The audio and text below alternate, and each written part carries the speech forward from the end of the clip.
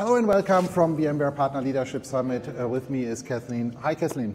Hello, Yves. Lovely to see you. Lovely to see you again, finally in person again. It is, yes. What's your role within VMware for our audience who might not know you? So thanks, Yves. So I am the Vice President of Global Partner and Alliances Marketing. That means I lead the team worldwide that helps focus on all of our partners. We're responsible for helping our partners know about all the amazing things that VMware is bringing to market, our solutions, our offerings, our strategy.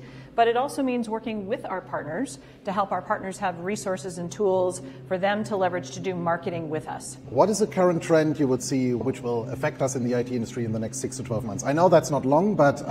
everything happens fast in the IT industry. So, Yves, there are really, I think, two big trends that are driving a lot of what's happening in the IT industry. One is the shift to not just cloud, but to multi-cloud. Customers using their data center as a cloud, using public clouds like Microsoft, Google, AWS, Oracle, and then even clouds at the edge using remote locations. So that is one huge trend, and that is happening now and is going to keep happening 6, 12 months, maybe even over the next decade. The other big shift is the shift of customers wanting to buy not software licenses anymore, but they want to buy as a subscription or what we call SaaS, software as a service.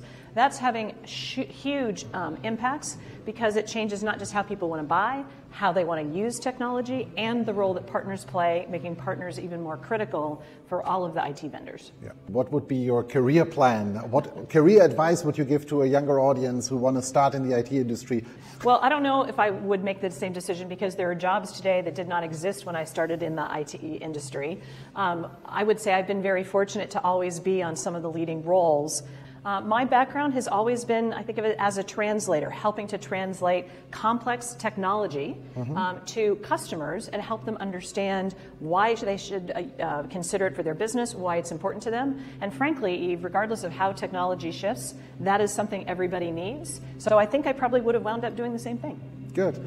Last question, what is a non-IT skill? A lot of people potentially in our industry not necessarily lack, but could be at least get better on and directly learn it from the beginning. It could be, right? If I know how to code, that's all I need to know is how to code.